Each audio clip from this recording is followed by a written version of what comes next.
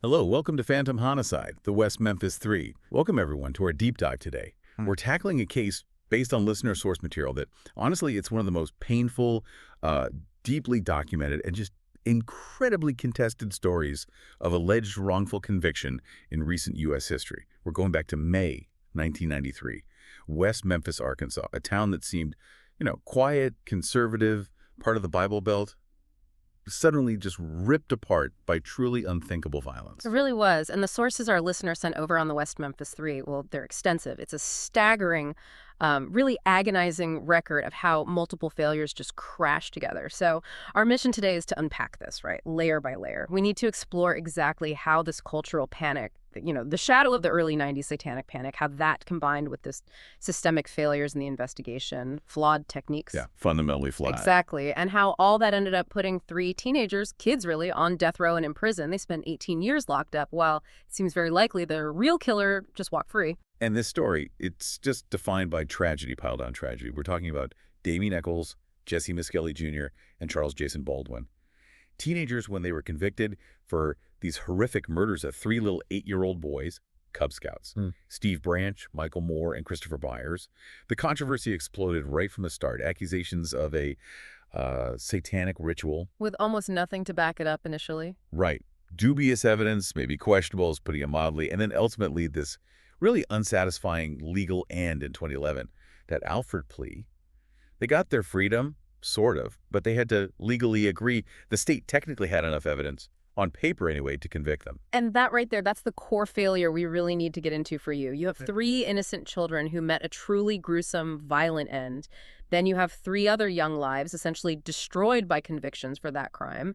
But even after almost 2 decades, documentaries, huge legal battles, new lawyers, DNA evidence, it seems absolutely clear the crime itself, it's still fundamentally unsolved. A phantom homicide. The very definition, a terrifying question mark, just hanging over everything. Okay, let's rewind to the beginning. The shock, the timeline of those first few days in May 93, Wednesday, May 5th. 3 second-grade Cub Scouts just vanish after school. The first call to police, it came in around 7 p.m. from John Mark Byers, Christopher Byers' adoptive dad. And the timeline here is absolutely critical. You've got neighbors who later gave statements, affidavits, saying they saw the boys playing together around 6:30 p.m., just minutes before they disappeared.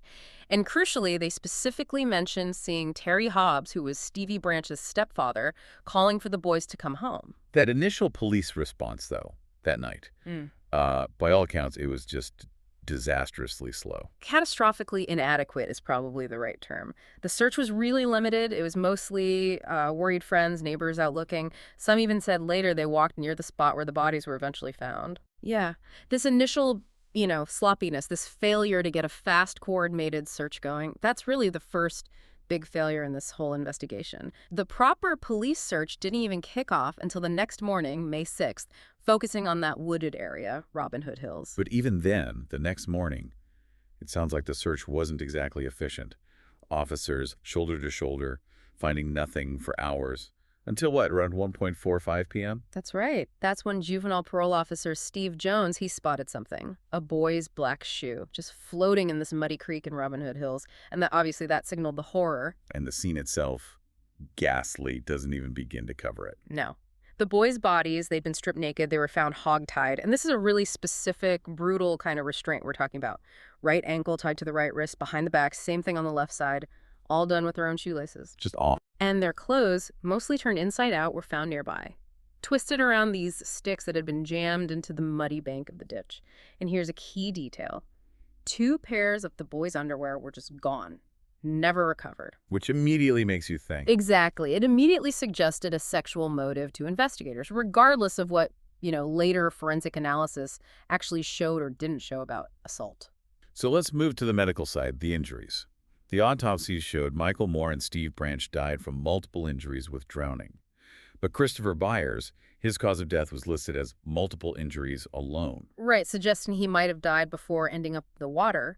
He was also the only one with drugs in his system. Ritalin, he was prescribed it for ADHD. Though, interestingly, another early error, the initial police report mistakenly listed the drug as carbamazepine. Just shows the initial confusion. But it was Byers' injuries specifically that really sent this whole thing down a dark path, wasn't it? Towards this ritualistic angle. Absolutely. The description of his body, he had lacerations and specific severe mutilation of his scrotum and penis. The police initially jumped to suspected rape because the report mentioned anal dilation. Okay. But years later, defense experts argued really strongly that anal dilation is actually, well, it can be a totally normal postmortem change, caused by gas buildup during decomposition, not necessarily proof of assault at all. But the prosecution saw it differently. Oh, completely. Prosecution experts stuck to the idea that the wounds were deliberate. A purposeful, ritualistic knife attack, castration even. So the actual forensic evidence was debatable, highly debatable, but the visuals, Yeah. the binding, the mutilation, that became the story. Instantly. Officers James Sudbury and Steve Jones, right there at the scene, they immediately suspected cult stuff. It was that fear, the fear of ritual violence, which, you have to remember, perfectly mirrored the wider satanic panic happening across America at the time that turned the focus, like a laser, straight onto Damian Eccles. Just because of his interests. Pretty much solely because he was known to be interested in occultism, Wicca, things like that. This internal police bias, right from the start, suggested he was somehow capable of murdering children. So the investigation wasn't following evidence.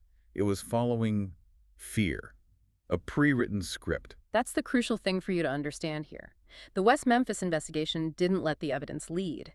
It followed the sensational, pre-existing cultural story. They weren't really focused on solving a crime, it feels like. They were focused on finding the devil they expected to find in West Memphis. And that narrative, that cultural fear, it meant the 3 teenagers they arrested became, well, almost perfect scapegoats. They fit the archetype the town needed, these supposed satanic cultists.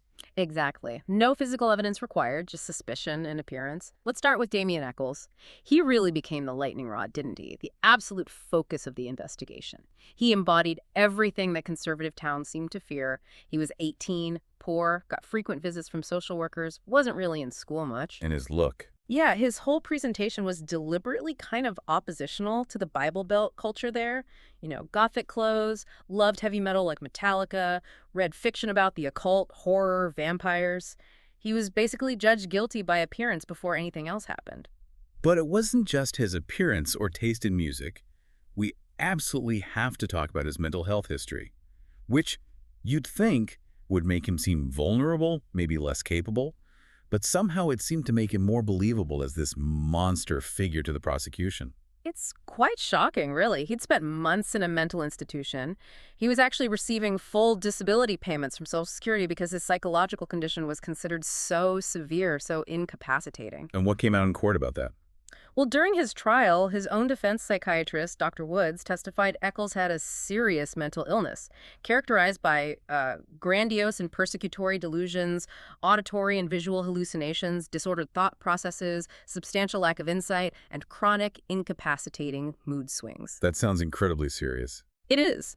And even more disturbing, certainly something that would prejudice a jury, was this report from his psychologist just months before the murders.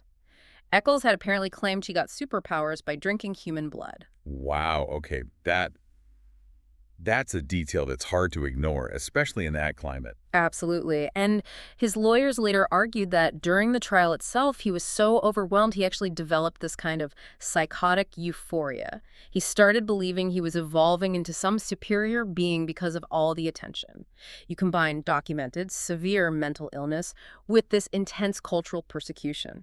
You've got someone who's incredibly easy to convict, regardless of the actual facts. But then there's Jesse Miskelly Jr., who was 17. He became the sort of weak link in the chain, right? The vulnerable link, definitely. He had a borderline intellectual functioning. His IQ was measured at 72, which is just barely above the clinical threshold for intellectual disability. He also had a bit of a reputation for a quick temper, getting into fights. And that low IQ is key here. It's absolutely crucial because it leads directly to the coerced confession.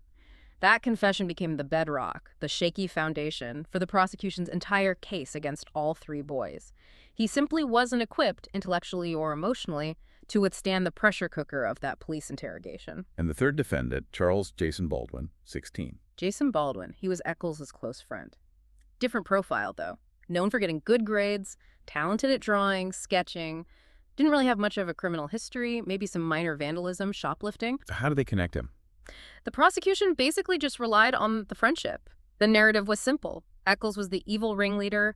Baldwin was his quiet, loyal follower. No physical evidence needed, just association. So the focus zeroes in on them very quickly. Eccles is interviewed just 2 days after the bodies are found, May 7th. Yeah, he takes a polygraph, denies involvement. The examiner, predictably in these situations it seems, claimed it showed deception. But the really problematic part came on May 9th. In a formal interview, Eccles mentioned that one of the victims had wounds to the genitals. And the police seized on that. Immediately.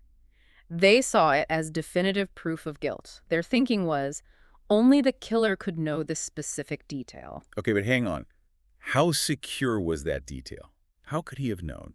The defense argued he just heard it, right? Saw it on TV or it was leaked. Exactly. And this is where investigative journalist Mara Leverett's work becomes so important. She pointed out this crucial counterpoint.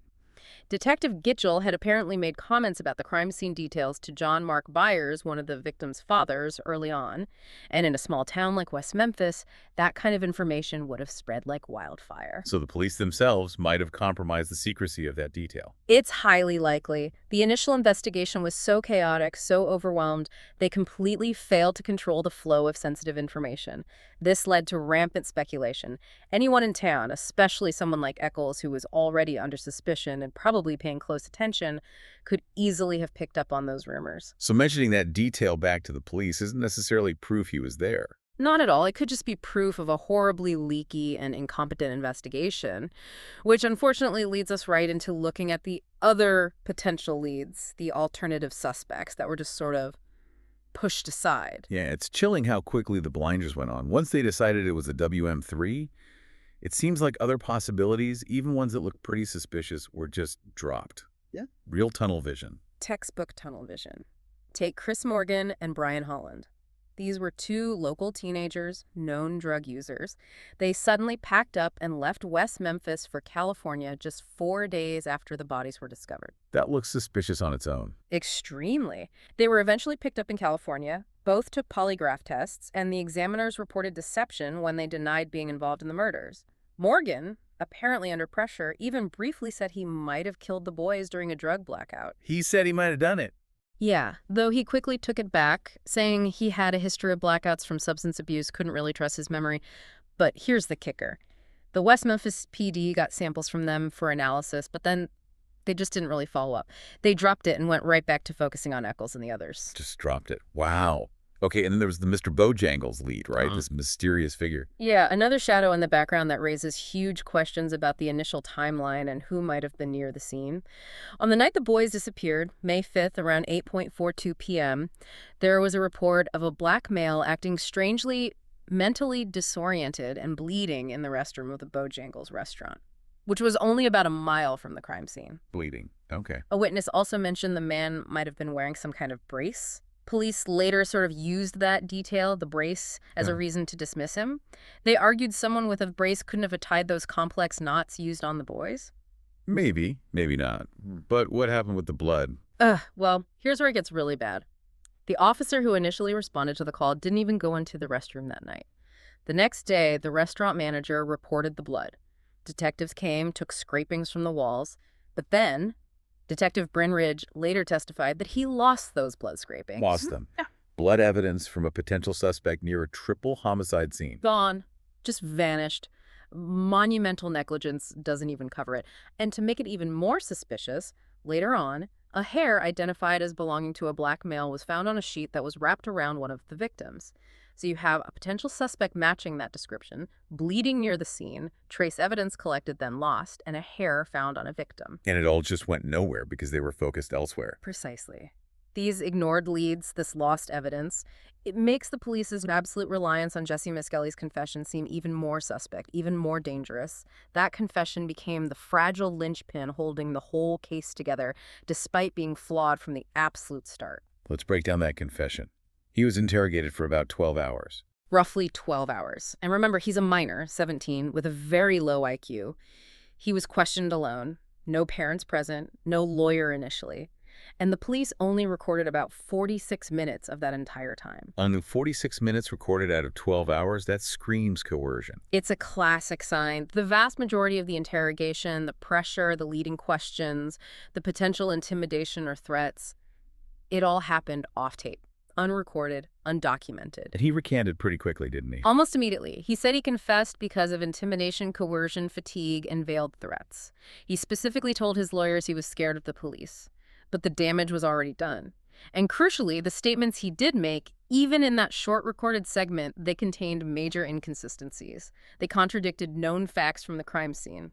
Things like the exact time of death, the specific roles he claimed the others played. For instance, he claimed at one point he watched Damien Echols rape one of the boys, but later forensic reviews found absolutely no physical evidence of rape on any of the victims. His story kept changing and didn't match the reality of the scene. And experts weighed in on this. Oh, yeah. Professor Richard Ofsha, a leading expert on false confessions and police coercion tactics, he testified about it. He said that short recorded bit of Miss Kelly's confession was a classic example of coercive techniques, police feeding him information, leading him towards the answers they wanted. But it wasn't just psychological pressure on Miss Kelly. There was also this informant, right? Vicky Hutchison. Yes, Vicky Hutchison. Her testimony became absolutely vital for the prosecution because it supposedly provided the narrative link they desperately needed. The satanic motive, the ritualistic killing. How did she get involved? Well, her young son, Aaron, was actually a playmate of the victims.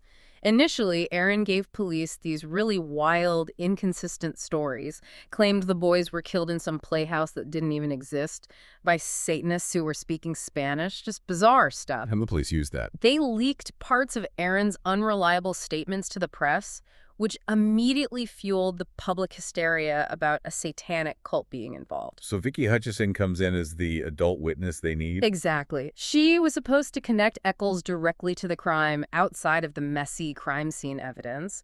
She actually agreed to wear a wire to try and record Echols saying something incriminating. Did it work? According to the police, the recording was completely inaudible, just useless static.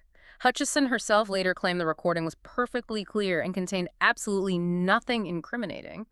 But regardless, her spoken testimony became critical. She claimed Echols got drunk at some Wiccan gathering and bragged about killing the boys. The smoking gun confession they needed. Except, here's the gut punch. Years later, Hutchison completely recanted. She stated under oath that every single word she told the police about that confession was a lie. Fabricated. Why?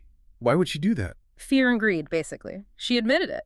She was apparently trying to avoid some criminal charges herself, theft charges that were never filed, and she was hoping to get reward money that was being offered. She also claimed police heavily implied they might take her child away if she didn't cooperate with their narrative. That's intense pressure. And she added this chilling detail about the atmosphere at the police station. He said when she visited, employees had photos of Echols, Baldwin, and Miss Kelly pinned up on a wall, and they were literally using them as dart targets. Dart targets. That's beyond unprofessional. It paints a picture of extreme prejudice, doesn't it? That's not an unbiased investigation trying to find truth. That sounds like a witch hunt already convinced of guilt, willing to manufacture the evidence it needed. Okay, so with Miss Kelly's confession being so central, but also inadmissible against Echols and Baldwin if he didn't testify, they had to have separate trials, right? Correct. Miss Kelly had to be tried alone because of something called the Bruton Rule. Basically, for you listening, it just means you can't use a confession from one defendant against his co-defendants in a joint trial if the person who confessed doesn't take the stand to be cross-examined. And Miss Kelly refused to testify against Echols and Baldwin. So separate trials were legally necessary. And the prosecution's main theme in these trials wasn't really based on hard evidence, was it? Not at all. It transcended evidence. It was pure cultural paranoia presented as fact. The core accusation was that these three teenagers committed a satanic murder. They deliberately played into that widespread satanic panic fear that was so potent in parts of America back then. And they brought in an expert on this. Yeah. They called a man named Dale W. Griffiths.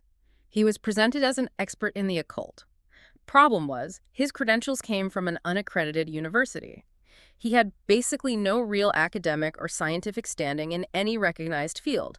But he testified that yes, in his expert opinion, these murders absolutely fit the pattern of a satanic ritual. Giving this veneer of authority to the whole theory. Precisely. Even though the actual measurable physical evidence tying the boys to the crime was astonishingly thin. How thin are we talking? Almost non-existent. There was zero physical evidence, no DNA that matched them, no fingerprints found at the crime scene on the victims, nothing directly linking them.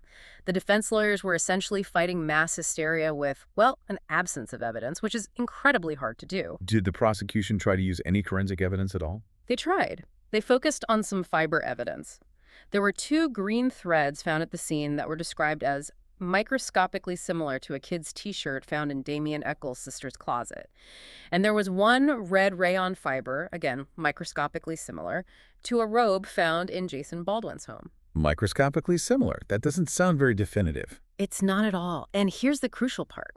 Under cross-examination, the state's own expert witness had to admit that lots of fibers look microscopically similar to each other. It's common. And that finding these fibers proved absolutely nothing concrete about where they came from or who might have left them there. So even their own expert undercut the value of that evidence. Significantly. Yet despite the coerced confession issues, despite the lack of physical evidence, despite the expert testimony questioning the fibers, Jesse Misskelley was convicted February 5th, 1994. 1 count of first-degree murder, 2 counts of second-degree, sentenced to life plus 40 years. His conviction was appealed, but the Arkansas Supreme Court upheld it.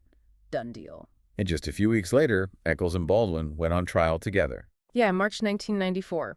And in their trial, that satanic panic theory just completely took over. It dominated everything.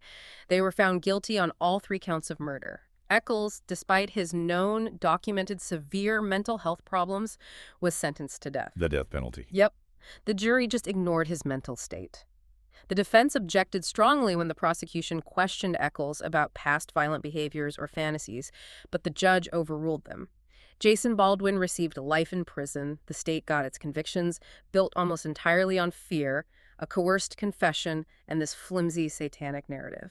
And that issue of Eccles knowing about the genital wounds, how did that play out in his trial? The defense fought it hard. They argued again that the information must have been leaked locally or he picked it up from news reports. The prosecution insisted his knowledge was too specific, mentioning drowning, knowing 1 victim was more mutilated. But as we discussed, Mara Leverett's research strongly suggests those specifics were circulating publicly, likely due to police leaks, like Detective Gitchell's comments. So the investigation itself might have inadvertently supplied the proof they needed. It looks disturbingly like the investigation created the very evidence it then used to secure a conviction.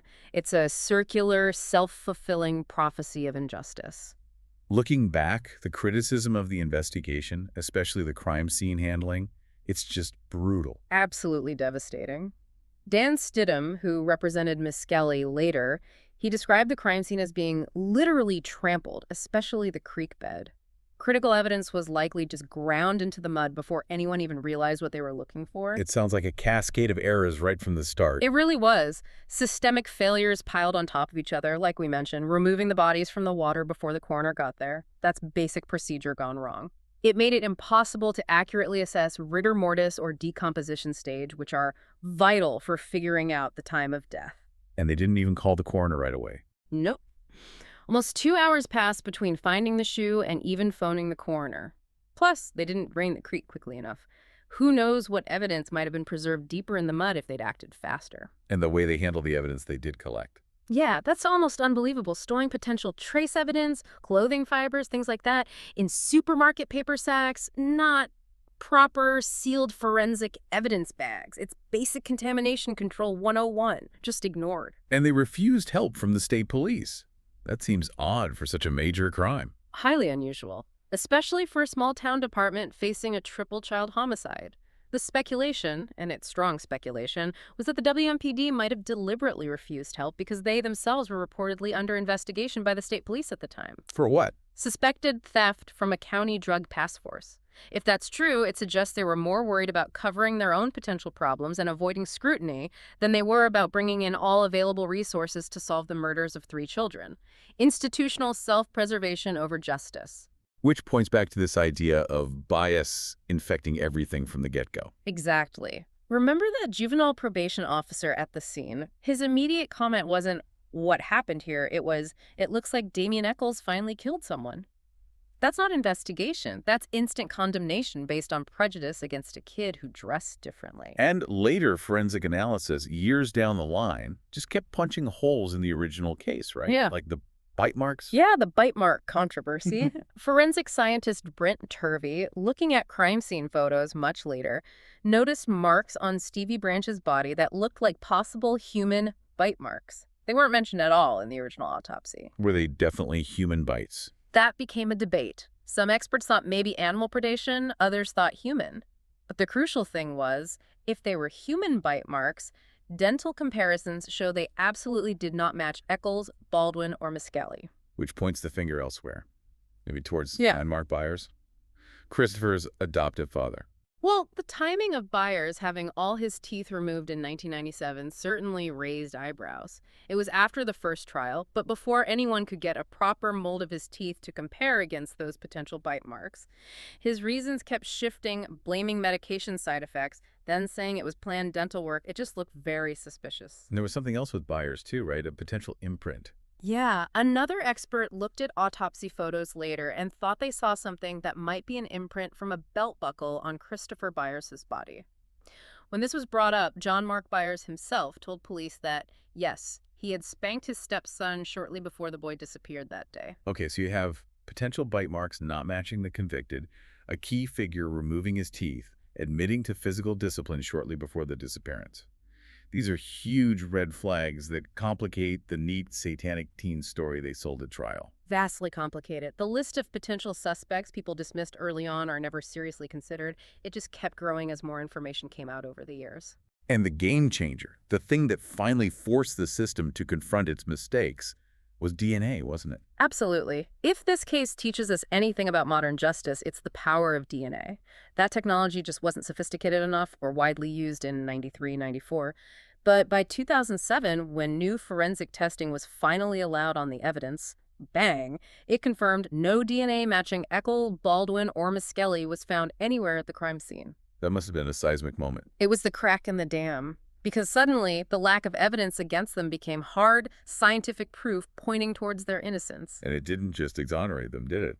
The DNA pointed somewhere else. That's the shocking twist. The analysis found a hair, not inconsistent with, is the careful scientific language, but strongly suggesting it belonged to Stevie Branch's stepfather, Terry Hobbs. And where was this hair found? Tied into the knots. Tied tightly into the actual ligature, the shoelace knot, used to bind one of the victims.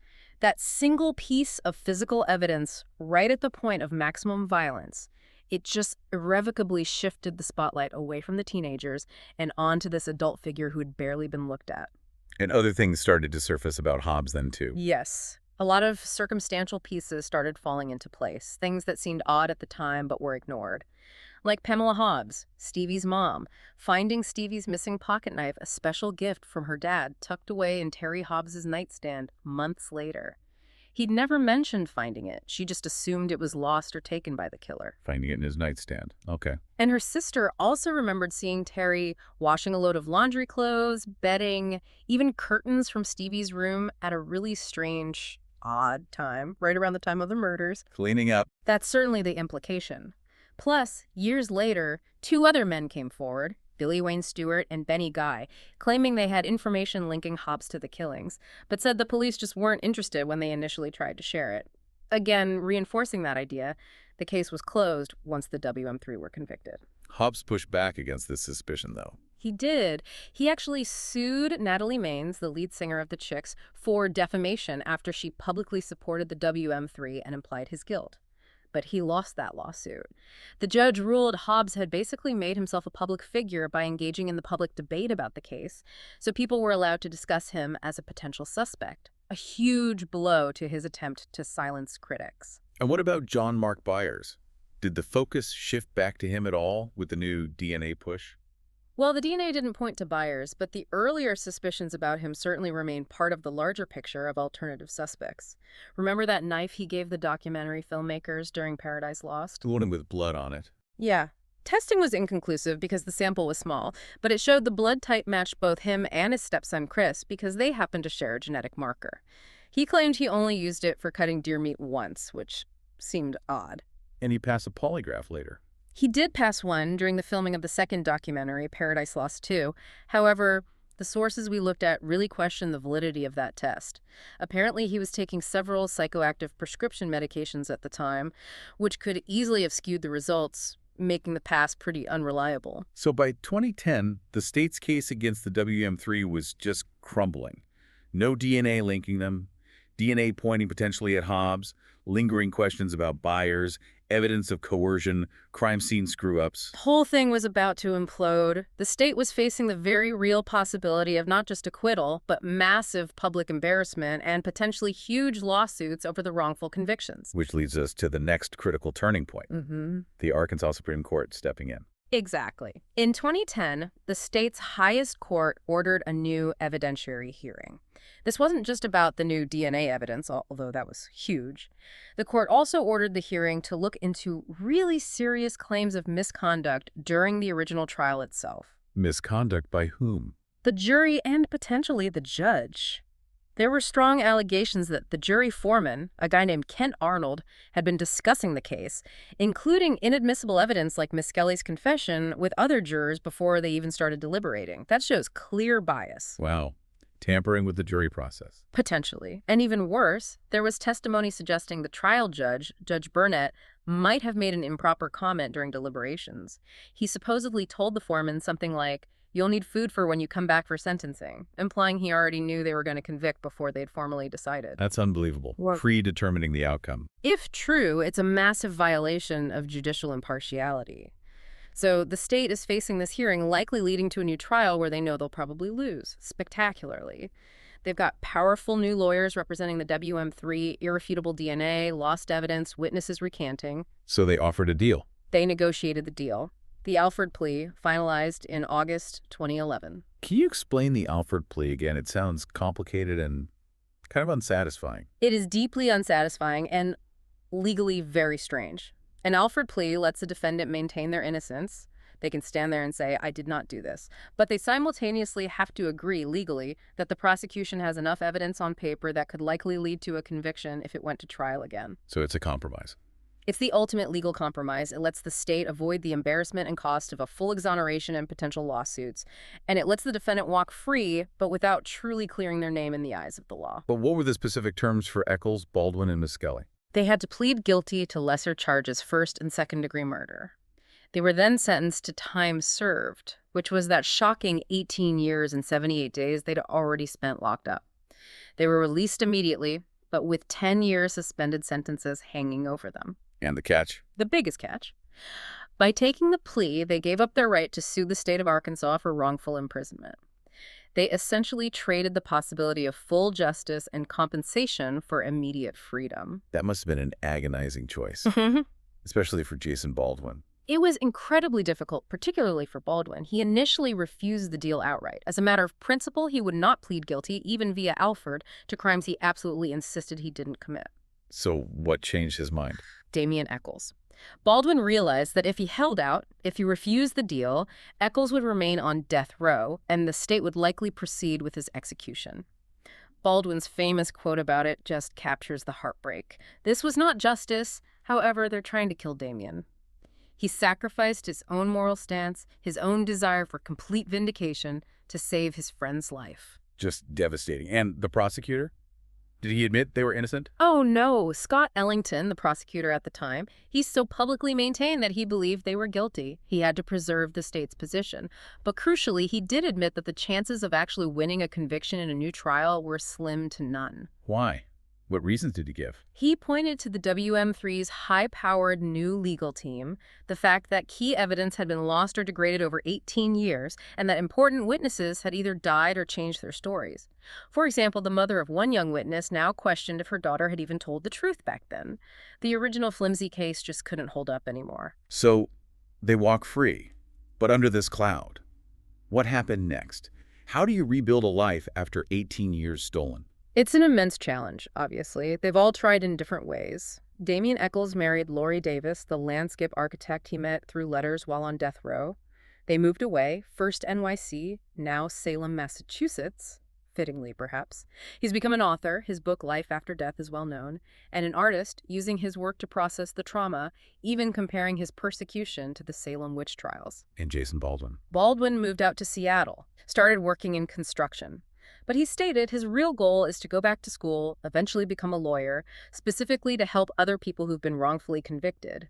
Using his own horrific experience to fuel a desire to fix the system, it's incredibly powerful. And Jesse Miskelly. Miskelly reportedly got engaged to his old high school girlfriend. He enrolled in community college, aiming to become an auto mechanic, just trying to find some semblance of a normal, stable life after everything.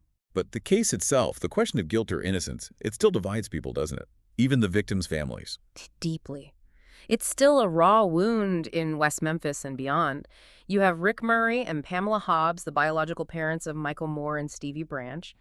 They've publicly stated they don't believe the WM3 are guilty. They've called for the investigation to be officially reopened. But not all the parents agree. No. John Mark Byers, Christopher's adoptive father, his journey has been incredible. He went from being one of the most vocal, absolutely convinced believers in the WM3's guilt, you see it in the early documentaries, to becoming one of their staunchest supporters, arguing passionately for their innocence. Yeah. He's even said he wants to lead the charge for their full legal exoneration. The families themselves are tragically split over who they believe killed their children. This case really serves as a stark lesson, doesn't it? About the flaws in the system. Absolutely. The systemic lessons are huge, and they've influenced reforms, thankfully.